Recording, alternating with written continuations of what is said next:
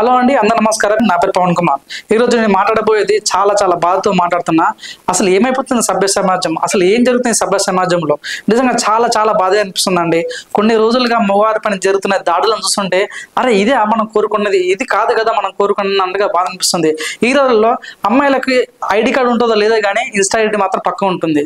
అసలు ఏమైపోతుంది? తల్లిదండ్రులు ఎందుకని పిల్లలను ఈ రకంగా పెంచుతున్నారు, అసలు ఎందుకని పిల్లలు ఈ రకంగా ఖరాబ్ అవుతున్నారు అనే టాపిక్ పైన మాట్లాడుతుంటే చాలా బాధ కలుగుతుందండి.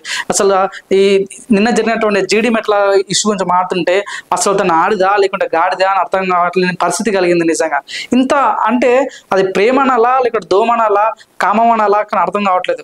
ఎవడో ఒక 2 నెలల ముందు పచ్చమైన వాడి కోసము సొంత 9 నెలలు మోసినటువంటి తల్లిని చంపడం ఏంది?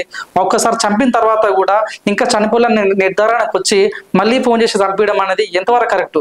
సో నిజంగా ఆ చంపినటువంటి శివ నల్గొండకు సంబంధించిన వ్యక్తి. తను హైదరాబాద్ జీడిమెట్లకు వచ్చి వాళ్ళ తల్లిని చంపడం, తను చనిపోయినామే కూడా చాకలి ఐలమ్మ ఒక గొప్ప మహానుభావ లాంటి ముని మనమరాలు తను. సో ఇట్లాంటి గొప్ప ఫ్యామిలీ పుట్టిన వాళ్ళు ఈ రకంగా చేయడం అనేది ఏ రకంగా చూడాలో సభ్య సమాజానికి ఒకసారి ఆలోచించాల్సిన విషయం. నిజంగా చూడండి, ఆ అమ్మాయి అసలు ఆమె లైఫ్ ఏముంది అసలు మీరు ఆలోచించండి.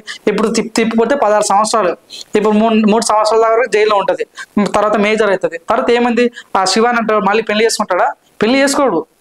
వాళ్ళ మమ్మీ కూడా నిన్న వీడియో చూసాను. నేను వాళ్ళ అమ్మాయి ఏంటంటే మా కొడుకు చేసిన కరెక్టేనా అంటుంది. అసలు ఒక ఆడదానికి ఇంకో ఆడదానికి శత్రువు ఏదంటే బెస్ట్ ఎగ్జాంపుల్ అని చెప్పొచ్చు.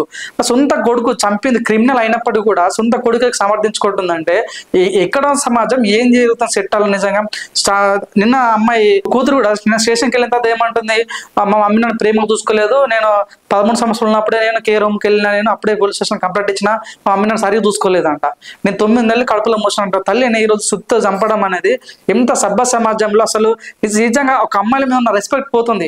నిజంగా ఈ రోజుల్లో జరుగుతున్నటువంటి ఈ అత్యాచారం చూస్తుంటే మాకు కూడా అనిపిస్తుంది ఆ హీటింగ్ ఉండాలి అన్న ఫీలింగ్ కలుగుతుంది. నిజంగా ఈ చూసుకున్నట్టయితే ప్రతి విషయం కూడా సభ్య సమాజంలో మార్పులు ఈ రకంగా రావటం నిజంగా ఇదేనేమో కలికాలం అంటే. ఎప్పుడు ఏమవుతుందో చెప్పట్లేదు, ఎవరు చంపుతారో అవతం లేదు. ఎందులో అంటే ఇక్కడ ఏంది, ప్రేమిస్తేనేమో తల్లిదండ్రులు చంపుతారు, పెళ్లి చేసుకుంటేమో పిల్లలు చంపుతుంది, ఇక్కడేమో సొంత కూతురు పేరెంట్స్ చంపుతున్నారు. ఇది ఎక్కడ కాలమో ఏం సమాజమో మీకు ఎలా అనిపిస్తుందో కామెంట్ చేయండి. చూస్తున్నానండి. Like, share, subscribe LGTV. Please subscribe to LGTV. Guys, please do subscribe LGTV. Have a good day. Thank you. Like, share, subscribe LGTV. Subscribe LGTV.